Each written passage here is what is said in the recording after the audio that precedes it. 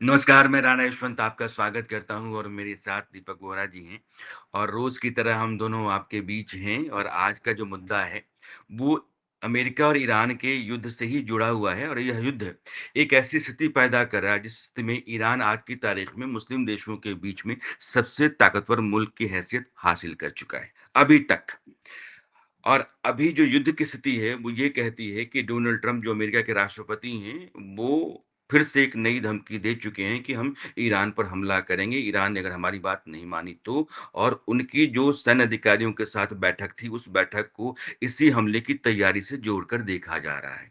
Iran के जितने भी सैन्य अधिकारी हैं या वहाँ जो बाकी व्यवस्था से जुड़े हुए बड़े लोग हैं, उनको इस बात का अंदेशा है कि इज़राइल और अमेरिका फिर से हमला करने जा रहे हैं। इसलिए उनकी तरफ का बयान ये है कि अगर ऐसा हुआ, ऐसी कोई हिमाकत होती है, तो हम कहीं मज़बूत जवाब देंगे। अब यह युद्ध फिर से भीषण हो सकता है और वो जो संकट दुनिया के ऊपर है वो बना रह सकता है। हॉर्मुज़ ना तो ईरान ने खोला है और ना ही हॉर्मुज़ के बाहर अमेरिका की जो नाकेबंदी है वो उठी हुई है। दुनिया के लिए तेल और गैस का संकट जैसा है वैसा बना रहा, लेकिन ईरान के लिए भी संकट लगातार गहराता चला जा रहा है। वहाँ के लोगों की मुसीबतें, मुश्किलें दिनों-दिन बढ़ती चली जा रही हैं। तो एक उकताहट वहाँ है, एक बेचैनी ईरान के भीतर है। अमेरिका जो कहता है कि वहाँ कई तरह की लीडरशिप है, उनके आपस में मतभेद ऐसे हैं कि हमको समझ में नहीं आता कि हम बात किससे करें। यह भी एक मुद्दा है और दीपक जिस पर चर्चा आज करेंगे। लेकिन आज हम दरअसल इसी युद्ध की बिना पर और इसी भूमिका में इस बात को लेकर के आ रहे हैं कि मुस्लिम देशों के बीच में लीडर कौन? मालिक मुख्तार कौन होगा? किसकी आवाज़ पर सारे देश लामबंद हो जाएँगे? किसका कहा सबसे अधिक माना जाएगा? वो जो खलीफा बनने की लड़ाई है, उसकी चर्चा करेंगे। आपको पता है कि मोहम्मद साहब के इंतकाल के बाद से उनका जो उत्तराधिकार है, उसको लेकर के 2 हिस्से हुए इस्लाम के भीतर और एक जिसको आप शिया कहते हैं, दूसरा सुन्नी। शिया का मतलब ये है कि जो पैगंबर मोहम्मद साहब थे, उनके खानदान की ही विरासत चलती रहे और दूसरा कहते हैं कि नहीं भैया, उनके मानने वाले जो लोग हैं, जो कॉम्पिटेंट हैं, काबिल हैं, उनकी अगुवाई में चला जाए। ये खिलाफत मूवमेंट बाद में कई साम्राज्यों ने अपने हाथ में ये अधिकार लेना चाहा। आखिरी जो साम्राज्य था वो ऑटोमन एम्पायर है और वो खत्म जब हुआ तो मुस्तफा कमाल पाशा जो टर्की के ऐसे राजा या शाह माने जाते हैं जिन्होंने डेमोक्रेसी की स्थापना की तानाशाह। और यह जी मुस्तफा कमाल पाशा अतातुर्क जिनको कहा जाता है। उसके बाद से ये खिलाफत की व्यवस्था खत्म हो गई, लेकिन इन देशों के बीच में वो लड़ाई चलती रही है। टर्की, सऊदी और ईरान, खास करके पाकिस्तान भी जिसको दीपक जी कुछ और ही संबोधित करते हैं। तो अब ये है कि आज की तारीख में ईरान, अमेरिका और इज़राइल के खिलाफ जो युद्ध लड़ रहा है, उसके ज़रिए उसने साबित कर दिया है कि मुस्लिम देशों के बीच में सबसे ताकतवर और चौड़े सीने का, सीधी रीढ़ का, मजबूत हौसले का देश वो है और उसकी लीडरशिप बाकी सबको माननी चाहिए। सर, ये एक भूमिका है। अब मैं चाहता हूँ यहाँ से आप अपनी बात रखें। राइट। शुरुआत करते हैं sir. Thank you very much. जब आपके साथ होता हूँ बहुत अच्छा लगता है। आज तो दोपहर में हम रिकॉर्डिंग कर रहे हैं तो बहुत मजा आ रहा है और गर्मी देखिए कैसी हो रही है। आज का अनुमान ये लगाया जा रहा है 2 मई को कि आज रात को देश की राजधानी और इर्द गिर्द इलाकों में जबरदस्त तूफान आने की संभावना है। हाँ, तूफान है तो वहां पर भी हुँ, चल रहा है। अब मैं आपसे एक चीज बताता हूँ सर कि लोग कहते हैं कि डोनाल्ड ट्रंप साहब गए थे वहां रेजीम चेंज। हुँ, रेजीम चेंज तो हो गई थी ना सर। मैं बताता हूँ कैसे सर। जब मैं वहां गया था कई बार हमारी मुलाकात होती थी वहाँ के अगर हम बहुत बड़े लोग थे तो सुप्रीम लीडर रूहुल्लाह ख़ुमैनी से हो जाती थी, अली खमेनेई से बात हो जाती थी या किसी फॉरेन मिनिस्टर से बात हो जाती थी या फिर कोई और मिनिस्टर ऑफ इकोनॉमी से बात हो जाती थी, कोई उनके जो विदेश सचिव थे उनसे मुलाकात होती, वो डिसीजंस लेते थे। सबसे ऊपर बैठे हुए थे आयतुल्लाह खमेनी, रूहुल्लाह ख़ुमैनी को भूल जाइए, खैर वो हर चीज़ नाप-तोल के रखते थे। तो एक तरफ तो था so called civil government, civilian government जो था विदेश मंत्रालय और उनका ये वो। दूसरा था कि उनकी मिलिट्री जिसे आरतक कहते हैं, वो भी मैनी साहब को रिपोर्ट का और तीसरा था ये आईआरजीसी इस्लाम रेवोल्यूशनरी गार्ड कोर जो उसकी एक प्राइवेट मिलिशिया की तरह थी, जो बढ़ती गई, बढ़ती गई, बढ़ती गई। रेजिम चेंज क्या हुआ है सर? हम लोग जब बात करते थे ईरान के डिप्लोमेट्स के साथ या उनके पॉलिटिकल लीडर्स जो कि सिविल साइड से थे, वो खत्म हो गए, वो चले गए। और जब अमेरिका ने हमला किया था तो अली खमेनी भी चले गए और उनका जो सुपुत्र है, बाय द वे, जो इस्लामिक रेवोल्यूशनरी गार्ड कोर है ये उसको पसंद नहीं करते हैं, क्योंकि उसने जब हुँ, उसके फादर थे सुप्रीम लीडर, तो इसने बहुत गाली दी थी इस्लामिक हुँ, रेवोल्यूशनरी गार्ड को, तो वो भी ठीक है। पसंद नहीं करते, वो तो चाहते हैं कि इस्तीफा दे दे। तो अब क्या हुआ है सर, जो लीडरशिप चेंज है, रेजिम चेंज है, वो तो हो गई है ना चेंज। जो रियल हुँ, रेजिम होती थी ईरान की वो गई, मुल्लों की रेजिम चली गई और अभी आईआरजीसी जो मुल्लों के बाप हैं। अब आपने जो प्रश्न पूछा है कि कौन है इस्लामिक समुदाय का नेता, आपको याद होगा ज्यादा देर नहीं हुई, 16वीं 17वीं शताब्दी में 3 बहुत बड़े इस्लामिक एम्पायर्स थे, साम्राज्य। ऑटोमन एक था, तो आप जानते हैं। हुँ, दूसरा ईरान में अपाजिद अब्बासिद से, और हुँ, भारत में मुगल लोग थे around the same time sir, और आपस में इनके संबंध भी थे। हुँ, दिस इज समटाइम्स हम लोग इस बात को भूल जाते हैं। 3 इस्लामिक एम्पायर्स दुनिया के सबसे बड़े अराउंड द सेम टाइम। क्या हुआ तीनों को? ऑटोमन गया छोले खाने, अब्बासिद गया चाय पीने, और मुगल गए पराठे खाने। हुँ, सब खत्म हो गया। अब कुछ लोग ऐसे हैं जो चाहते हैं इनको वापस लाया जाए। हुँ, ईरान में आईआरजीसी और वहां के कुछ ऐसे बुद्धिजीवी हैं, गधे हैं, जो कहते हैं कि हमें वो अब्बासिद कैलिफेट को वापस लाना है। ऑटोमान का वो जो है, क्या नाम है, वो आजकल जो वहाँ लीडर है, एर्दोग़ान। हाँ, आदत अरमान। तो आदत हुँ, अरमान कहता है मैं हूँ ऑटोमैन का सक्सेसर, तो हमको बनना है, क्योंकि टर्की तो बहुत बड़ा साम्राज्य था। हुँ, और फिर हुँ, भारत में भी है सर, याद रखिएगा, भारत में भी ऐसे हैं जो गजवाए हिंद की बात करते हैं, घर में छुपे हुए दुश्मन हैं। वो लोग कहते हैं देखो जी, ये मुगलों ने राज किया था, यानी हमने राज किया था, और हम ही ने तो, मुगलों ने ही तो जिहादिस्तान को अलग कर दिया था भारत से। और एक गधे, 200 साल तो ब्रिटिश सरकार की हुकूमत थी, मुगल तो आखिरी जो था वो रंगून में कहीं उसको चिप दिया था। तो ये क्या तुम लोग बकवास करते हो? ये तो ब्रिटिश ने तोड़ा था भारत को, मुगलों ने नहीं तोड़ा था। टू बी रिमेम्बर्ड, ये चीजें बहुत अहमियत रखती है, हमें ये कहानियां सुनाते रहते हैं। हुँ, सो सच्चाई ये है सर कि ये जो अब इस्लामिक समुदाय की जो बात है, 57 कंट्रीज, 3 जो इस्लामिक एरियाज थे जहां पर ईरान ने अपना दबदबा बनाने की कोशिश की है, क्योंकि वो कहता है इज़राइल मेरा दुश्मन है, इज़राइल को मिटा दो। सोचता था कि इस्लामिक समुदाय के देश वैसे भी इज़राइल को पसंद नहीं करते, कहते हैं यहूदी देश आके बैठ गया यहाँ पर, एटसेट्रा एटसेट्रा, हमारे बीच में आया, हमें कंट्रोल करता है। तो हुँ, वो समर्थन करते ईरान का, अगर कुछ होता। लेकिन हुआ क्या, ये भी समझने वाली बात है सर। हुँ, तो इज़राइल के जो पहले प्रधानमंत्री थे उनका नाम था डेविड बेन गुरियन, हुँ, और डेविड बेन गुरियन लड़े थे, मैं आपको बताता हूँ, जब इज़राइल का पहला जंग हुआ था ना अपने अरब देशों के साथ, तो उसका क्या नाम था सर उस समय, ठहरिए, वो कौन-कौन लड़ा था? ये थे ये 47-48 की बात आप कर रहे हैं। 47-48 के सारे अरब देश उनके अगेंस्ट हो गए थे। तो फिर जी, इज़राइल भिड़ गया सबके साथ, और डेविड बेन गुरियन जो प्रधानमंत्री बाद में बने, उन्होंने एक नई पॉलिसी चालू की। उसने कहा कि मैं फँसा हुआ हूँ इन दुश्मन अरबों के बीच में, तो मुझे कुछ करना चाहिए। तो उन्होंने हुँ, क्या किया सर, उन्होंने एक बड़ी मज़ेदार बात की। उन्होंने एक, उसको कहते हैं पेरिफेरल पॉलिसी अडॉप्ट की। हुँ, पेरिफेरल पॉलिसी का मतलब होता है कि पेरिफेरी के जो हमारे दोस्त हैं, जो इमीडिएट, जो बियॉन्ड जो इस्लामिक देश जिन्होंने हमको घेर रखा, जिनसे हम भिड़े थे, उनसे आगे हैं। हुँ, यानी मेरे जो इमीडिएट दुश्मन हैं, उनसे आगे। If you understand what I am trying to say. तो ये हुँ, कौन-कौन से बिल्कुल देश सही थे? सर, ठीक है, ठीक है। इथियोपिया था, तुर्की था और ईरान था, और तीनों के साथ हुँ, ऐसी दोस्ती थी उनकी। तो तुर्की वाले हुँ, लोग तो बहुत जाते थे। ईरानियन लोग वहाँ पे शाह के हुँ, टाइम में जाते थे, शराब पीने, नशा करने, अपनी फ्रेंड्स को लेडी फ्रेंड्स को ले जाके ऐश करते थे नाइट क्लब में। टेल अवीव में डायरेक्ट फ्लाइट्स होती थी। तुर्की से भी, इस्तांबुल से भी फ्लाइट्स होती थी। टेल अवीव को तेहरान से भी फ्लाइट्स होती थी। और फिर इथियोपिया, एडिस अबाबा से भी, बल्कि इथियोपिया तो उस समय क्रिश्चियन कंट्री था, वो कभी इस्लामिक नहीं बना। लेकिन बेन हुँ, गुरियन ने कहा कि जो नॉन अरब मुस्लिम्स हैं सर, ये बहुत ज़रूरी है, नॉन हुँ, अरब मुस्लिम्स, हुँ, मैं उनके साथ दोस्ती करूँगा।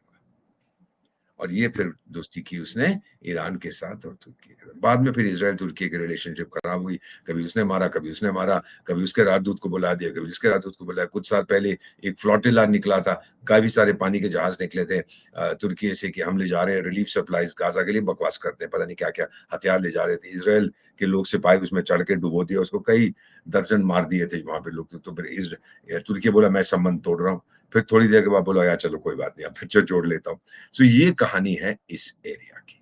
जो पेरिफेरी की पॉलिसी थी अब वो खत्म हो गई है, क्योंकि अब सब हुँ, इकट्ठे हो गए हैं अगेंस्ट इज़राइल।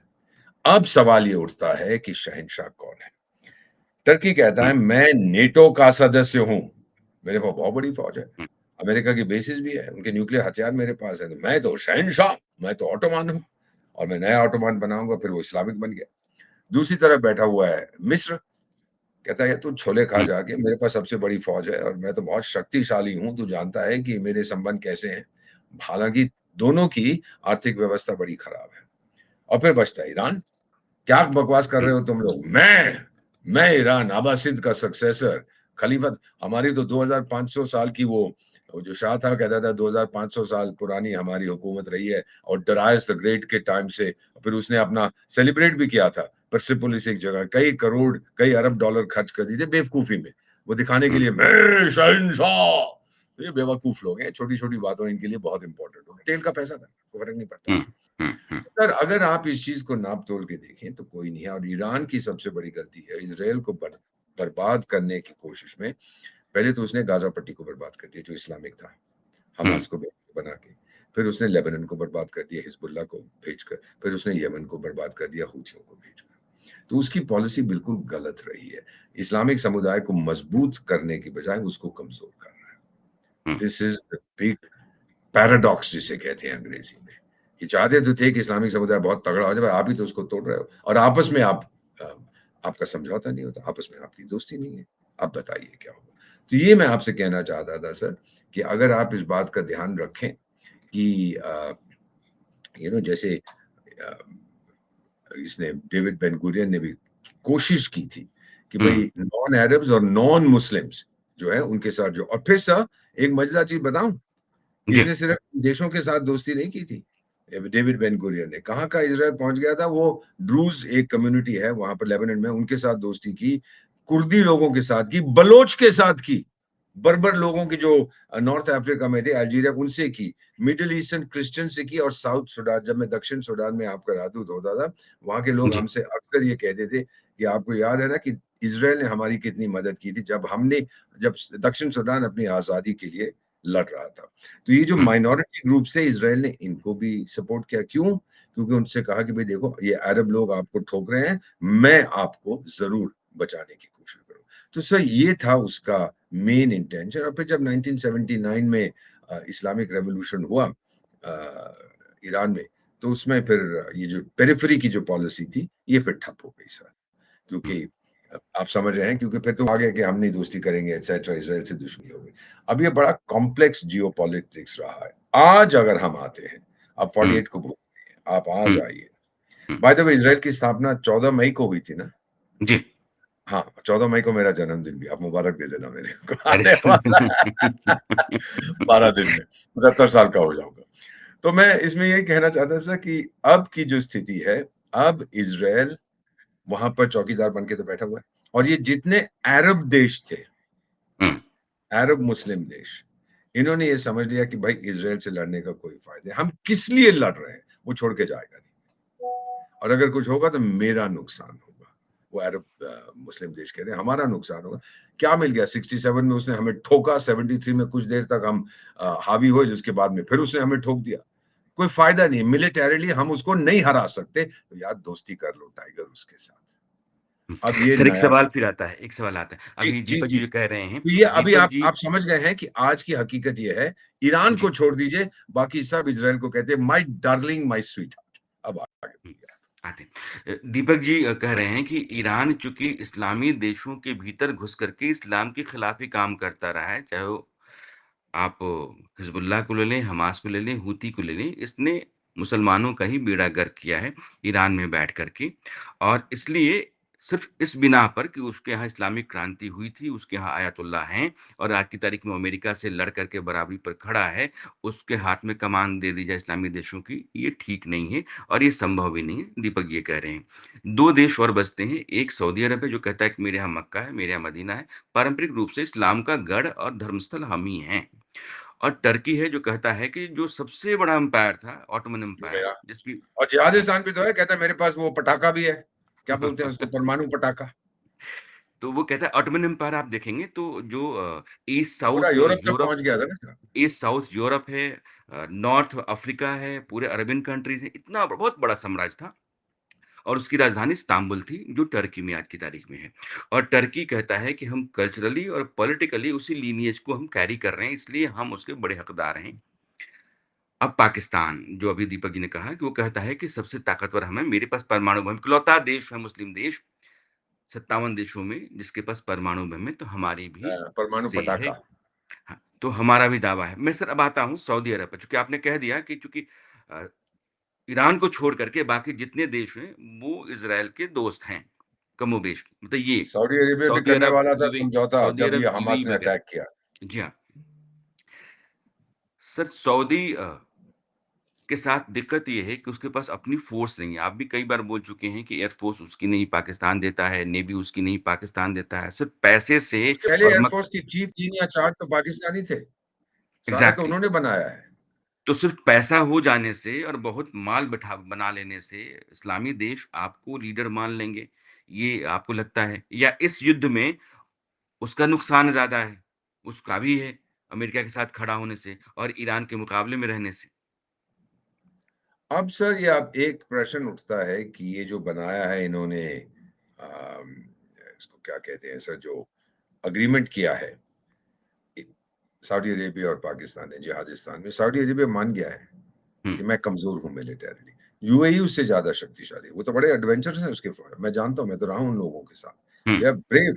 सऊदी अरेबिया वाला तो पैसा, वो लड़ना बनाया जा रहा है, किसी को पकड़ लाओ, जिहादिस्तानियों को ₹100 दे, पाकिस्तानियों को, वो जाके लड़ लेंगे मेरे बेhalf में। ये उसका आइडिया, तो उसकी डिपेंडेंस बढ़ती रहती है। ही इज़ इनसिक्योर क्योंकि बहुत बड़ा तेल का प्रोड्यूसर है। अब तो यूएई भी छोड़ के चला गया, जो इसके साथ नहीं इनकी बात बनी ना, यमन के ऊपर भी इनका झगड़ा चल रहा है। तो वो चला गया छोड़ के, क्योंकि उसकी फ़ौज काफ़ी तगड़ी है सर। उन्होंने बहुत, मैंने देखा उनको सूडान में भी जब था, ये बहुत पंगा लेते थे। अच्छा, एक जी, चीज़ मैं और ऐड करना चाहता हूँ सर, लोगों जी, को जी, ये जानकर खुशी होगी इंटरेस्ट होगा। जब ये रुहुल्लाह ख़ुमैनी आया, तो हुँ, इज़राइल ने पूरी कोशिश की कि मैं इस्लामिक ईरान के साथ भी दोस्ती करूँ। जब उसका जंग हुआ था ना सर उसके साथ, इराक के साथ, हुँ, 8 साल 80-88 चला ना हुँ, 80 के हुँ, दशक में, तो हुँ, उसको हथियार किसने दिए थे? इज़राइल कोई ने। बात तो करता नहीं। इज़राइल ने, thank you very much. Israel ने हथियार दिए थे ईरान को, और उसको तेल बेचने में भी उसकी मदद की थी, कि तुम तेल हुँ, बेचो, क्योंकि फिर लोगों ने प्रतिबंध लगा दिए थे। और तुर्की ने इज़राइल और ईरान के बीच में दोस्ती बढ़ाने की कोशिश की थी। तो जो ईरानियन यहूदी थे, जो इज़राइल में रहते थे, ईरानियन यहूदी इज़राइल में रहते थे, वो तुर्की जाते थे। फिर अपने पासपोर्ट वापस भेज देते थे इज़राइल को, और फिर वो जाते थे ईरान में ईरानियन पासपोर्ट यूज़ करके। ये बड़ा मज़ेदार चीज़ है। तो ईरानियन की ऑफ़िशियल जाते थे, वो इज़राइल कैसे जाते थे? जब दोस्ती हो रही थी ना सर, क्योंकि ऑफ़िशियली तो कहा कि हम इनको रिकॉग्नाइज़ नहीं करते। पहले जाते थे हुँ, तुर्की, और तुर्की से फिर जाते थे इज़राइल, और फिर इज़राइल की सरकार उनके पासपोर्ट के ऊपर ठप्पा नहीं लगाती थी, नहीं तो वो ठप्पा लगाने से बड़ी समस्या है। तो संबंध तो बड़े मज़ेदार होते थे, किस तरह से लोग जुगाड़ करके अपना अपना काम बना। सो इसमें अब ये है सर, इ इस्लामिक समुदाय बुरी तरह से टूट गया है। हुँ, ये छोटे-मोटे देखिए सर, एक होता था मुअम्मर हुँ, गद्दाफ़ी, याद है जी, आपको? Libya Libya. वाला? हुँ, वो भी, मैं जब सूडान में आपका रादू था, तो एक अरब देशों की कॉन्फ्रेंस हुई थी, लीग ऑफ अरब स्टेट्स, ये पहुँच गया था। अपने साथ 50, 60 या 200 वहाँ के कबीले के लोगों को ले आया। वो बोले ये तो शहंशाह है, शहंशाहों का शहंशाह है गद्दाफ़ी। सबका खर्चा, और तम्बू लेके आया अपने साथ, बताने के लिए कि मैं पूरी तरह से बेडुइन हूँ, जो बड़े-बड़े होटल के बाहर अपना तम्बू लगाया। ये अलग बात है, उसके अंदर एयर कंडीशनिंग थी, और हुँ, उसकी लेडी फोर्स जो वहाँ पर थी, वो उसकी रक्षा करती थी, एटसेट्रा। हम लोग सब देखने जाते हैं, नौटंकी क्या है। खैर, वो वहाँ लेके गया, तो वो भी एक टाइम पे कहता था, जब उसने यूरो में डील करना शुरू कर दिया, उसने डॉलर को बंद कर दिया था तेल बेचने के लिए, वो भी परमाणु हथियारों के पीछे दौड़ता हुँ, था एक हुँ, टाइम पे। उसने पाकिस्तान से बोला था, वो पैसे भी दिए और जिसके लिए उन्होंने गद्दाफी स्टेडियम भी बना दिया वहाँ पर जो अभी तक है। तो उसने भी कोशिश की, अल्जीरिया ने भी एक टाइम पे कोशिश की। सो अगर आप देखेंगे कि इनमें से सब बनना चाहते थे चौधरी जिनकी थोड़ी हुँ, आबादी है, जिनके पास हुँ, ज़मीन है। तो उसमें मत भूलिएगा कि एक टाइम पे लीबिया भी था, अब तो लीबिया की कोई बात नहीं करता। तो लीबिया भी था, अल्जीरिया भी था, इजिप्ट भी था, पाकिस्तान भी है, ईरान भी है, तुर्की भी है। तो सारे तो वहाँ जनरल है ना, सिपाही कौन है वहाँ पर सर? यही तो मैं समझने की कोशिश करता हूँ। सो ये सच्चाई है कि इस समय sir whether you like it और not, Islamic organisation of Islamic cooperation खत्म हो हुँ, चुका है। उसकी कोई है वो रेज़ोल्यूशन पास करते थे, आजकल तो कश्मीर पे भी नहीं करते, क्योंकि भारत ने सबके साथ जो यू नो सर 29 कंट्रीज़ सही इस फिगर हुँ, समझ हुँ, लीजिएगा 29 देशों ने अपने सबसे बड़े सम्मान भारत के प्रधानमंत्री नरेंद्र मोदी को दिए, उसमें से 9 इस्लामिक देश हैं। हुँ, जब भारत ने इनके साथ दोस्ती कर ली, अब ओआईसी भी कोई कश्मीर के ऊपर वो नहीं करता। अब तो मेरा ख़्याल जिहादिस्तान भी थोड़ा ठंडा हो गया है। नहीं तो इनकी जो मीटिंग होती थी कि भई किस बात पे मीटिंग कर रहे हैं आप लोग? हाँ जी, हम लोग साइंस एंड टेक्नो अच्छा, अच्छा, पहले कश्मीर का बोलो कुछ। ये जिहादिस्तान का होता था। अब उसके बाद पैसे-वैसे नहीं है, भिखमंगा है। सऊदी अरब बोला, "यार चुप करके तू बैठ, ज़्यादा मत फुदक कश्मीर के ऊपर। हम कुछ नहीं कहते, तू क्यों कुछ बोलता है?" तो वहाँ पे कोई और मीटिंग होती थी कि भई आजकल ये जो आपकी स्कूल जो किताबें जो हैं, वो छपनी चाहिए जहाँ सबसे सस्ते हाँ, पहले कश्मीर की हुँ। बात करो। तो वो अब ठ वो भी ठंडा हो गया। आप देख रहे हैं अंतर्राष्ट्रीय मीटिंग्स जो होती हैं, पूरी तरह से तो ठंडा नहीं होगा, हर जगह बकवास करेगा और जैसे उसके आतंकी मरते जाते हैं, पता नहीं कौन ये अज्ञात लोग हैं, मेरी तरफ मत देखिए जो इनको रोज़ मार देते हैं। आज सुबह भी किसी को मार दिया। तो चलते जाते हैं इस तरह से। ओआईसी सो जो नाउ द जी, रियलिटी इज ओआईसी टूट रहा है, फिनिश, गेम ओवर, ओपेक टूट रहा है, finish, game over. Donald Trump OPEC को बिल्कुल पसंद नहीं करता। यूएई कहता था कि मैं एक स्विंग मेंबर हूँ। आप लोगों ने मुझे जो है कहते थे कीमतें बताओ, कीमतें घटाओ, नो मैं कीमतें घटाऊँगा और मैं उतना तेल बेचूँगा जितना मैं चाहता हूँ, कोटा-शोटा आप अपने घर में रखिएगा। फिर रूस भी आ गया था, रूस भी कहता है कीमतें घटा के रखो, मत ले जाओ। सऊदी अरेबिया चाहता है तो बढ़ाना उनको और फिर डोनाल्ड ट्रम्प भी कहता है कीमतें घटाओ। तो अब ये बड़ी अनयूजुअल सी क्या कहते हैं ट्रायंगल बन रहा है, यूएई, रशिया और अमेरिका, तेल के मामले तेल में। के मामले में। और फिर एक चीज़ फाइनली सर जो मैं बार-बार गर्व से मेरा सीना चौड़ा होता है कि 26 अप्रैल को जब 250 या ढाई 260 गीगावाट एक पीक चली गई थी ना एनर्जी बिजली हुँ, की हुँ, रिक्वायरमेंट हुँ, भारत में। हमने बिजली काटी कहीं नहीं, हमारे कोई ग्रिड नहीं ट्रिप किया क्योंकि 1/3 हिस्सा उसका 250 गीगावाट 1/3 हिस्सा सोलर एनर्जी से आ रहा था। सूर्य देवता ने हमारी मदद तब भी की थी और ये श्रेय जाता है इस सरकार को। कब से ये काम कर रहे हैं, सोलर एनर्जी पे, बायोगैस पे न्यूक्लियर एनर्जी पे, ये बात कर रहे हैं और जो स्रोत हैं न्यू एंड रिन्यूएबल एनर्जी के जो सोर्सेज़ हैं, तो गर्म पानी जो आज निकलता है ज़मीन से, बहुत सी जगह ये सोलर एनर्जी सबसे बड़ा इस समय कोशिश कर रहे हैं बनाई जाए। सो ये ओपेक जो है, जो तेल के हुँ, ऊपर organization of petroleum exporting country जब कोई तेल खरीदेगा नहीं तो किसको बेचोगे? अपनी अम्मा को? हुँ, जब दुनिया में अल्टरनेटिव्स आ जाएँगे, अगर तेल इतना महँगा कर दोगे लोग और जगह आपको एक चीज़ बताऊँ नॉर्थ सी जो ब्रिटेन का है, जब इन्होंने तेल की कीमतें 73 में बहुत बढ़ा दी थी ओपेक ने 4 गुना, हुँ, तो नॉर्थ सी में फिर उन्होंने शुरू कर दिया ढूँढना। हमने भी बॉम्बे हाई में उसी समय किया था। हुँ। आपको याद होगा नहीं तो जी, पढ़िएगा बॉम्बे हाई का भी उसी टाइम पे हमने एक्सप्लोरेशन बढ़ा दिया था, फिर तेल मिला वहाँ पे। मुझे याद है कि मैं पार्लियामेंट में था जब अनाउंस किया कि हमको बॉम्बे हाई में तेल मिला, तो बहुत तालियाँ बजी थी लोकसभा में कि भई मज़ा आ गया, मज़ा आ गया। खैर बाद में उतना नहीं था जितना हमने सोचा था। लेकिन तेल का वो ज़माना था 70s, 80s, 90s तक। 2000 के बाद सर, हुँ, अब शेल गैस अमेरिका में आ गई है, शेल ऑयल आ गया हुँ, वहाँ पर। तो अब हल्के-हल्के ओपेक का महत्व कम होता जा रहा है। जो कन्वेंशनल ऑयल है, जो पत्थरों से निकलता है ना, सर ये तो है नहीं कि ज ज तेल की कोई झील है ज़मीन के नीचे आप एक पंप डालो बाहर निकले, वो तो पत्थरों में फँसा होता है। निकालना पड़ता है उसको क्रूड ऑयल कहते हैं, रिफाइन करना पड़ता है। तो ये वहाँ की बड़ी-बड़ी चीज़ें हैं। तो मेरा अपना मानना है कि और 5 साल के अंदर ओपेक इतिहास के कूड़ेदान में चला जाएगा ओआईसी उससे पहले इतिहास के कूड़ेदान में चला जाएगा और नई कॉन्फ़िगरेशन आएगी। आप देखेंगे कि जो लोग जी। मल्टीपोलर की बात करते हैं, भई एक कोई जगह नहीं होगी, बहुत से देश अपनी-अपनी बात रखेंगे। ये मेरा मानना है सर। दीपक जी, जब आप चर्चा करते हैं तो बहुत सारी क्लैरिटी आती है, तो बहुत सारे कॉम्प्लिकेशंस भी आते हैं और जैसे कि नए नए डिप्लोमैट हूँ ना देशों सर। के नए देशों के बीच में जिस तरीके से अलायंस होता है, आप कह रहे हैं कि ओआईसी जो ऑर्गेनाइजेशन इस्लामिक कंट्रीज़ था, ये इस्लामिक देशों और जो मुसलमान दुनिया के हैं, उनके हितों की रखवाली के लिए ये एक बॉडी तैयार की गई थी और ओपेक जो है, वो तेल पैदा करने वाले देशों की बॉडी है। इसमें ज़्यादातर इस्लामिक देश हैं, क्योंकि उन देशों में ही पैदा होता है। दीपक जी कह रहे हैं कि ये दोनों जो है ना खत्म होने वाले हैं, यानी कि इस्लामिक देशों के बीच में एक बिखराव जो है, वो आप देख रहे हैं। अभी आपने गद्दाफी का ज़िक्र किया था लीबिया का, 2011 में जब स्प्रिंग रिवॉल्यूशन हुआ अरब के देशों में, गद्दाफी जो 40 साल तक तानाशाह के तौर पर रहा लीबिया में, वो भागते समय लोगों ने खदेड़ा तो एक पाइप में जाके बैठा हुआ था। पाइप से लोगों ने खींचा और उसको मारा, पीटा, गोली मारी और बहुत ही बुरी तरीके से गद्दाफी मारा गया। वो कभी इस्लामिक देशों का बहुत बड़ा अगुवा हुआ करता था। उसका हश्र जो था, वो उसका ज़िक्र मैं कर रहा हूँ। दीपक जी ने 2 चीज़ों को हटा दिया। ईरान को उन्होंने कहा कि एक कारण है, हटा रहा हूँ। सऊदी केवल पैसा है, उसके पास बाकी कुछ नहीं है, हथियार नहीं है, लड़ाई नहीं है, दूसरों पर है, इसलिए हटा रहे हैं। तीसरा असर है टर्की। टर्की चूँकि ताकतवर देश भी है, साइंस है, टेक्नोलॉजी है, आर्म है, आर्म्ड फोर्सेस है और उसका लीडर जो है वो अब समझता है कि मैं दुनिया में मुसलमान देशों के बीच में सबसे ताकतवर हूँ, इसीलिए वो कतर से लेकर के लीबिया, सीरिया तक अपनी बहुत मजबूत पकड़ और पहुँच रखता है और उनका अपना दबदबा है, तो जब भी कश्मीर का मसला होता है, तब भी वो पाकिस्तान के साथ खड़ा हो जाता है। जब सिंदूर होता है, तब भी वो पाकिस्तान के साथ आके खड़ा हो जाता है, सिर्फ़ इसलिए कि वो इस्लामिक देशों का अगुवा बनना चाहता है। क्या वो लीडर आप दिख रहा है?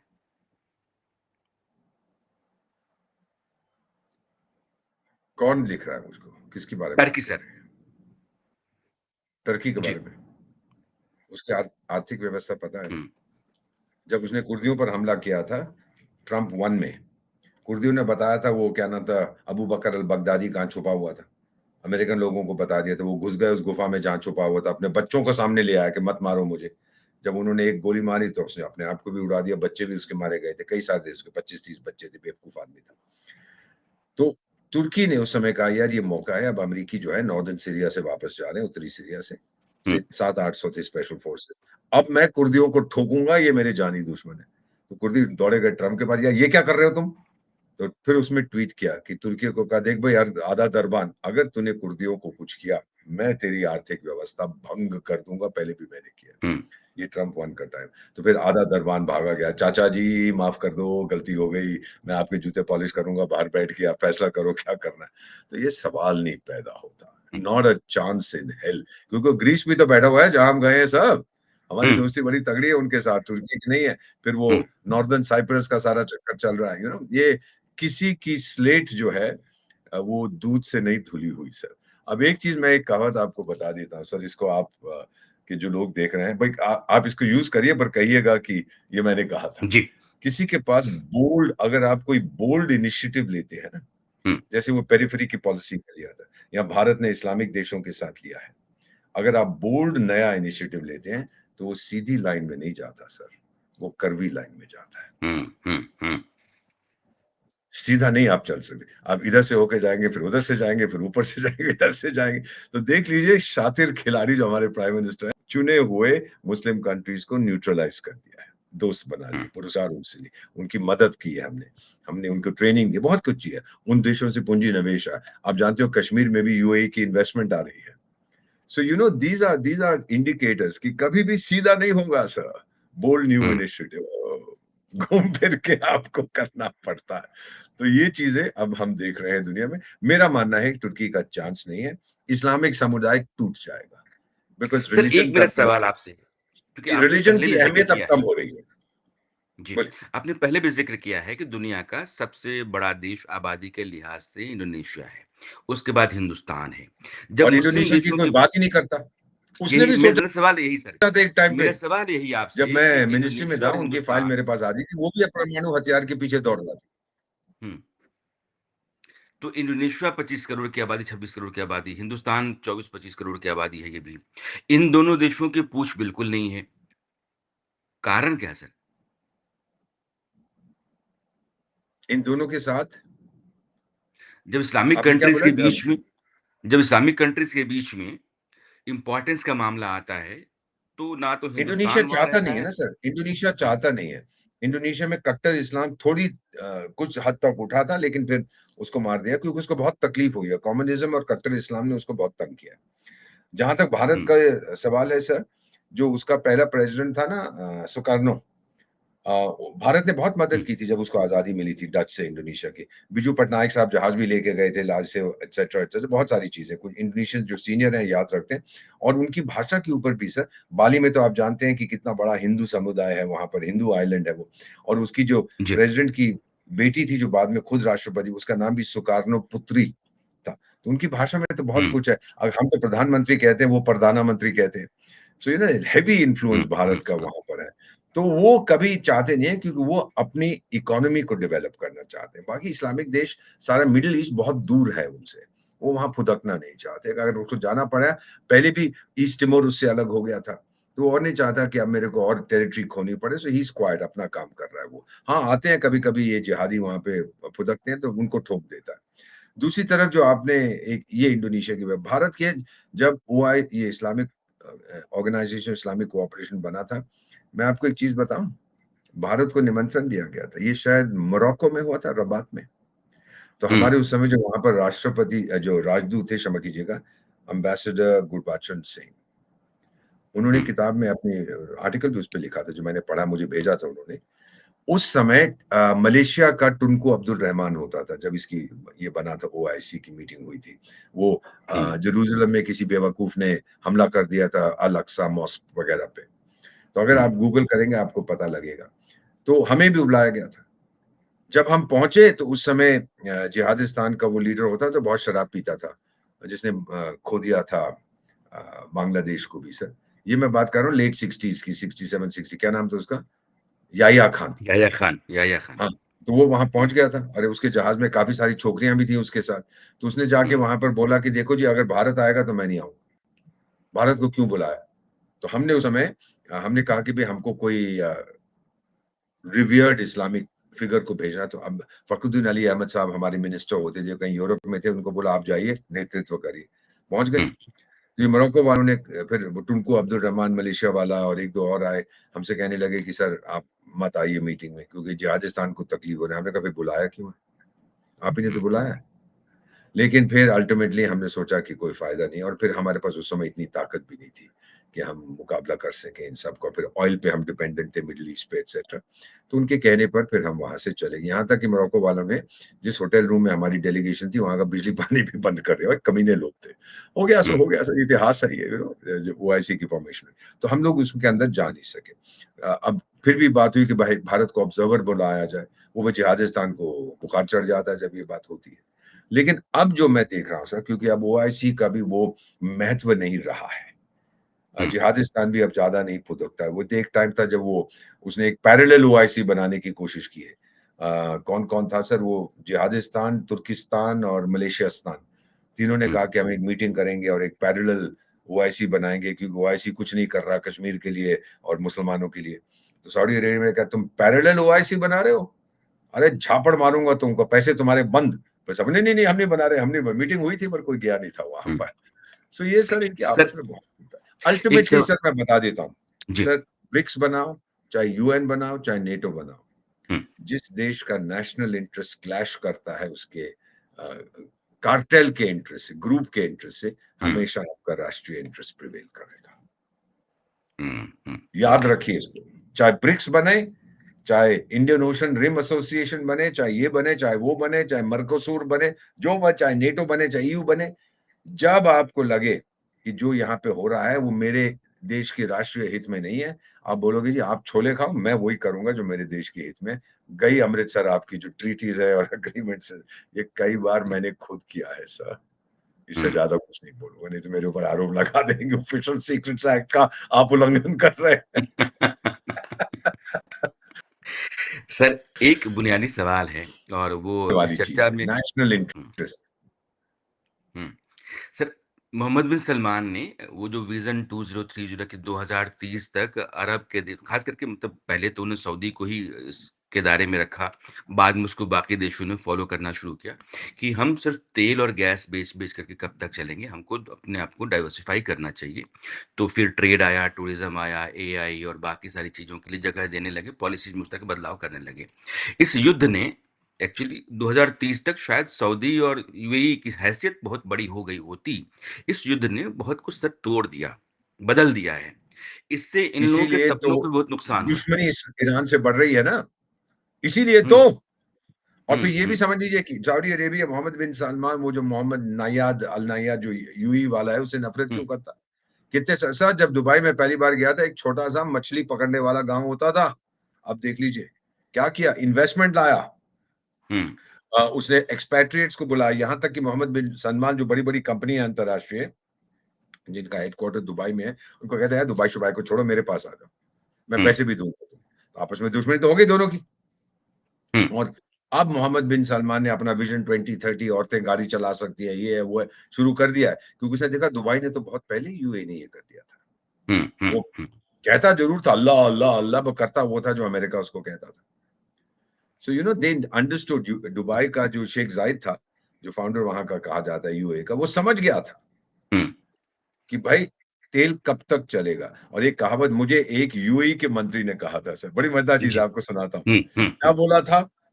मेरे दादाजी ऊँट चलाते थे, मेरा हुँ, बेटा कार चलाता था, मैं प्लेन में जाता हूँ, मेरा बेटा कार चलाएगा और मेरा पड़पोता, मेरा पोता ऊँट पे जाएगा। So my grandfather rode a camel, my father drove a car, I fly a plane, my son will drive a car, my grandson will ride a camel। वो पहिया पूरा आ जाएगा। क्या सर, क्या बात है। अभी दीपक जी जितनी बातें इस चर्चा में आई हैं, हम यही चर्चा कर रहे हैं कि इस्लामिक देशों के बीच में वह कौन-सा देश है, जिसकी हैसियत ऐसी हो जाए कि आप कहें इसके कि लिए सबसे मज़बूत देश है और इसके प्रभाव में बाकी कई देश आ सकते हैं। खलीफा कोई बन नहीं सकता है, सरदार कोई बन नहीं सकता। अब ना, मल्टीपोलर वर्ल्ड है और बहुत सारे अपने-अपने हित आपने हैं नेटो में और देख लिया है। जी, नेटो में ट्रम्प हाँ, कहता है मैं एग्ज़ैक्टली। सबसे शक्तिशाली, बाकी कहते हैं अबे भाग जा यहाँ से। हुँ। अब सर चूँकि इस्लामिक देशों के बीच में एकजुटता नहीं हो सकती है, आप भी कह रहे हैं कि ओआईसी बेकार ही जो है वो कुछ नहीं हो सकता है। मुझे सर ये बताइए कि अब जो दुनिया की सूरत हो रही है, ये मल्टीपोलर वर्ल्ड जो बन रहा है, उसमें हिंदुस्तान कहाँ है और दुनिया कैसी है? अब मैं इसका बताता हूँ, बहुत से विद्वानों ने ये कहा है। एक तो अगर आप मिलिट्री लोगों से बात करें, वो हर चीज़ मिलिट्री एंगल से देखते हैं। मैंने हुँ, किसी चैनल में सुना था ईरान तो अब सुपर पावर हो गया। मैंने कहा टाइगर, तुम्हारी पर कैपिटा इनकम क्या है? हुँ, तुम्हारी इकोनॉमी तो कोलैप्स कर गई है, तुम्हारी करेंसी कहाँ है? क्या सुपर पावर बकवास करते हो? सर मेरा मानना है आने वाले समय में, और ये मैं दिल से कह रहा हूँ सर और दिमाग से भी, अमेरिका कहीं नहीं जाएगा। इस हुँ, शताब्दी में वो कमज़ोरी है ही है, उसको उसकी लीड जो डिफरेंस है ना वो बहुत ज़्यादा है। जो नीचे वाले देश हैं यहाँ तक आएँगे लेकिन यहाँ नहीं जाएँगे हुँ, कभी। एक अमेरिका को आप ले लीजिए, फिर दुनिया सबसे ज़्यादा भरोसा कौन-से देश पर करती है? मुझ पे करती है सर, भारत पर। हुँ, और तीसरी जगह आप देखेंगे रूस, रूस भी कहीं नहीं जा रहा सर, ताकत बहुत है उसके पास, तो इकोनॉमी भी मजबूत, और चौथा चाइना है। और हो सकता है कि जापान भी इधर-उधर घूम के आ जाए। सो सिर्फ पर कैपिटा बेसिस पे कुछ नहीं होगा। और जो मैंने आपको अभी बताया है, जिन देशों के नाम लिए हैं मैंने, अमेरिका का लिया है, मैंने भारत का आपको बताया है, मैंने रूस का बताया है, मैंने चाइना का बताया है, जापान का बताया, इनमें से इस्लामिक देश एक भी नहीं है। हुँ, आप अपना अनुमान खुद लगाइए। मल्टीपोलर वर्ल्ड का मतलब यही होता है कि दुनिया में बहुत, सर, जब सोवियत संघ टूटा था, मैं वहीं था ना सर, तो हुँ, वहाँ पे वो प्रोफेसर फ्रांसिस फुकुयामा ने किताब लिखी थी, the end of history and the last man. अब इतिहास खत्म हो गया, हमेशा के लिए अमेरिका जीतेगा। मेरी उम्र के हैं। तो उस समय लेक्चर्स देते थे, मैं कभी-कभी उनके लेक्चर्स अटेंड भी करता था। तो हुँ, टूट गया, उसने कहा कि अब इतिहास खत्म हो, फिर 9/11 आया, इतिहास फिर से शुरू हो गया। और एक अमेरिकन सेनेटर मेरे मित्र थे, एलन क्रैन्स्टन उनका नाम था, अब शायद उनका देहांत हो गया। तो उन्होंने मुझे एक बार कहा था, कि हम कई बार आपस में मिलते रहे थे। I was a young officer sir, मैं इनके साथ हुँ, घूमता-फिरता था, सीखता था इनके चरणों में बैठ के। तो मुझे कहने लगे कि दीपक, जारी दुनिया में जब कोई आपातकालीन स्थिति होती है तो वो वॉशिंगटन फ़ोन लगाते हैं, फिर हम जाते हैं उनकी मदद करने। हुँ, तो हम दुनिया का सोल हाइपर पावर है। 10 साल के लिए थे, फिर 9/11 हुआ, श्री ओसामा बिन लादेन ने ठोका उनको, और फिर उसके बाद दुनिया में और चीजें आने लगी। सो मेरा अपना मानना है कि ये 4 देशों पे अगर आप नजर रखेंगे, आप मैं इसको, पीपल से मल्टीपोलर वर्ल्ड, मैं ज्यादा इसको कहूंगा कि क्वाड्रिपोलर वर्ल्ड होगी या नॉन पोलर वर्ल्ड होगी। हुँ, हुँ, या हुँ, क्वाड्रिपोलर ये 4, या नॉन पोलर। अब अभी चीन के साथ कौन जुड़ेगा? जी, जिहादिस्तान भी नहीं जाएगा। अमेरिका के साथ कौन जुड़ेगा? बहुत से लोग जुड़ेंगे। भारत की आर्थिक व्यवस्था तगड़ी है, पर कैपिटा और बढ़ेगी, भारत के साथ बहुत से लोग जुड़ेंगे, रूस के साथ जुड़ेंगे। सब आप दुनिया में कहीं सर्वे कर लीजिए, अगर ऑर्डिनरी पर्सन अफ्रीका में है, लैटिन अमेरिका का ही है, बोल भाई तेरे को अपना देश छोड़ के जाना है, चार तेरे को ऑप्शन दे रहा हूं, अमेरिका जा, चाइना जा, रूस जा, भारत जा। पहला उसका ऑप्शन होगा मैं अमेरिका जा रहा हूँ, दूसरा उसको ऑप्शन होगा मैं भारत जा रहा हूँ, तीसरा बोलेगा मैं रूस जा रहा हूँ, और चौथा बोलेगा वो चाइनी चला है, हमारे बड़े कमीने लोग हैं, वहां भी मैं चला जा रहा हूँ। सो यू रियलाइज हुँ। दिस, यू अंडरस्टैंड दिस, ये चीजें हो रही है। अभी सो सर आई आपने सी कहा कि दीज अगर फोर। मल्टीपोलर हो। हुँ, मैं अपने सर, आखिरी सवाल से पहले एक सवाल डालना चाहता हूँ। आपने कहा कि मल्टीपोलर वर्ल्ड होगा तो अमेरिका, रूस, चीन, non Hindustan, polar world. Non polar world भी होगा तो, और इसमें कोई भी इस्लामिक देश नहीं है। इंडोनेशिया और टर्की एक ये भी दोनों नहीं। कुछ बेहतर कंट्रीज़ हैं। मैं आपसे जानना चाहता हूँ कि ऐसा क्या है कि इस्लामिक देशों के बीच में इतने 57 देशों की जमात है, कोई भी देश पावरफुल कंट्री के तौर पे जो वर्ल्ड में अपनी जगह बना सके, उसकी अपनी इमेज हो, वो क्यों नहीं हो सका? क्योंकि फंडामेंटलिस्ट इस्लाम किसी को पसंद नहीं है, रैबिड इस्लाम किसी को पसंद नहीं है। जो कहते हैं कि काफिरों को मारो, काफिर सिर्फ हिंदू नहीं है सर, क्रिश्चियन भी तो काफिर है, हुँ, यहूदी भी तो काफिर है। काफिरों को मार दो, बहुत आपको अल्लाह बरकत देगा। It's kind of rubbish when they talk. तो फिर कौन उनका समर्थन करेगा? और फिर अकेले में 57 समुदाय जो आपके 57 मेंबर्स हैं, तेल के अलावा चंद देशों के पास तेल है, बाकियों के पास क्या है सर? ठेंगा, हुँ, कुछ नहीं है आपके पास। बातें बड़ी बड़ी करो। जब सूडान में था आपका राजदूत, वो कहते थे कि हमारे पास इतनी जमीन है, अब तो नील नदी का पानी भी है, हम सारी दुनिया की कृषि को बदल डालेंगे। भूखे मरते हुँ, हैं, अनाज इंपोर्ट करते हैं सबसे। 54 कंट्रीज इन अफ्रीका। एक टाइम होता था एक टाइम होता था कि बहुत से देश सेल्फ सफिशिएंट थे एग्रीकल्चर में। फिर वर्ल्ड बैंक की बात सुनी 60s के बाद जब आजाद हुए। आज 54 में से सुन लीजिए हुँ, 48 इंपोर्ट करते हैं फूड, जबकि क्या जमीन बात बहुत है, पानी बहुत है। 48 हुँ, देश फूड इंपोर्ट डिपेंडेंट है। तो कहाँ बदलने में क्या टाइम लगता है? गधों की पॉलिसीज समझ नहीं पाए कि क्या होता है। फॉर्चुनेटली सर, चाहे उस समय जो हमारे शुरू में लीडर्स थे, बाद में जो भी आए, सबने भारत का हित, हो सकता है कि मैं सहमत नहीं हूँ, ये सही नहीं किया, वो नहीं किया, सोशल नहीं था, ये ठीक नहीं था, वो ठीक नहीं था, ये सब डिस्कशन की बात है। रियलिटी इज जितने भी हमारे लीडर्स हैं, खासतौर अभी की सरकार, उनके हुँ, सामने तो एक ही चीज है, वो है भारत। हुँ, अब ये बेकार में समय, I will not comment on this, Andaman Nicobar के बकवास करें, ये हो जाएगा, इकोलॉजी हो जाएगी, यार चुप कर जा। क्योंकि हम लोग जो कर रहे हैं वहां की डेवलपमेंट कर रहे हैं, ये एक बहुत बड़ी समस्या है सर, कि जो कबीले हैं उनको मेन स्ट्रीम में लाऊं कि ना लाऊं। ये 1 करोड़ साल से चल रहा है कि उनको हुँ। वहीं रखूं ताकि वो 14वीं शताब्दी में जिए, या उनको 21वीं शताब्दी में लाऊं। ये एक मसला है सर, देश में डिबेटेबल है और इसको लेकर हाँ, के 2 फाड़ है, उस पर मैं आपसे भी चर्चा करूँ क्योंकि ये ऐसा मुद्दा है जिसको लेकर के माहौल गरमाया हुआ है और लोगों को जानना चाहिए कि उसकी असलियत क्या है। मेरा आखिरी सवाल सर ये है, चूँकि अपनी जो बुनियाद है, मैं बुनियाद पर लौट रहा हूँ। ईरान-अमेरिका के बीच में ऐसा लगने लगा है कि तुरंत फिर से अमेरिका और इज़राइल हमला बोलेंगे और 100%। ईरान को भी ये अंदेशा है, तो उसने भी अपनी पूरी तैयारी करके रखी हुई है। क्या ये युद्ध तैयारी अगर की है? होता है, हम्म। उसका दावा ये है कि हम पिछली बार के मुकाबले कहीं ज़्यादा मज़बूती से सामना करेंगे यानी और हमारे हमला आपके करेंगे। जो हथियार थे, आपने सेफ डिपॉजिट में रखे हुए ना बैंक में, क्या लेकिन जवाब? दीपक जी नुकसान तो इन लोगों को होगा ना जो आस-पड़ोस के हैं, चाहे कतर अब नहीं है, होगा सर, कुवैत है, अब यूएई उसमें है। दम नहीं है सर, उसने देख लिया है, अब हुँ, दम नहीं है। अब की जो इसराइल और मेरा मानना है, हुँ, इसराइल और अमेरिका ने हमला किया, उनके साथ यूएई भी जुड़ जाएगा, सऊदीया भी जुड़ जाएगा, बहरीन भी जुड़ेगा, कुवैत भी जुड़ेगा, जिनको इसने तंग, कतर भी जुड़ जाएगा।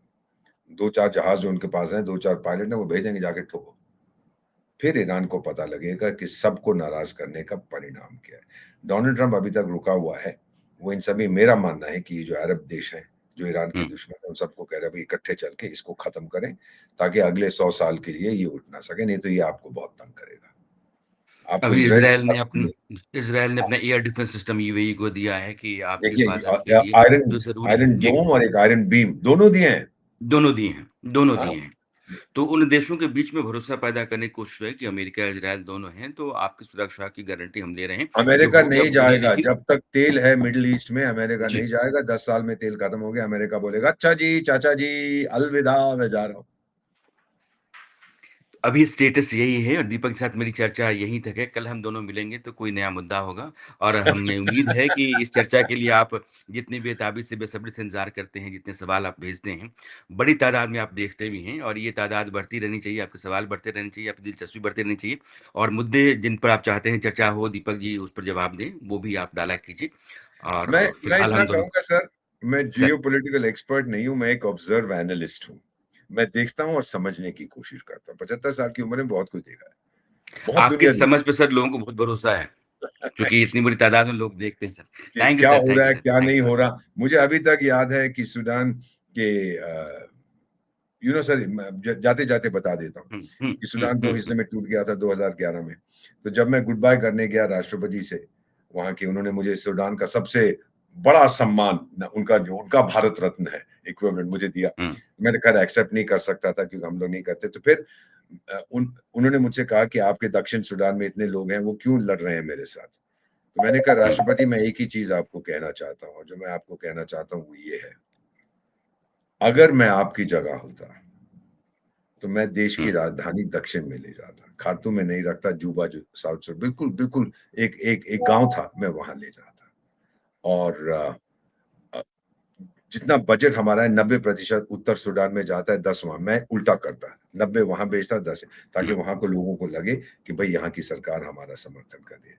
तो जैसे मैं जा रहा था मैंने कहा मिस्टर प्रेसिडेंट आपने पूछा तो मैंने आपको बता दिया। कहता अरे वो मुसलमान लोग नहीं हैं, वो क्रिश्चियन लोग हैं, ये नहीं है। मैंने कहा सर हुँ, मैं चला खुदा हाफ़िज़। मैं निकल गया वहाँ। तो होता है हुँ। सर अपना-अपना विचार होता है, सोचना पड़ता है। Anyway thank you very much sir और अब थैंक मैं यू सर। निकलता हम दोनों को आप दीजिए विदा। नमस्कार, कल फिर हूँ। मुलाकात थैंक यू होगी। सर, थैंक तब यू। तक के लिए नमस्कार।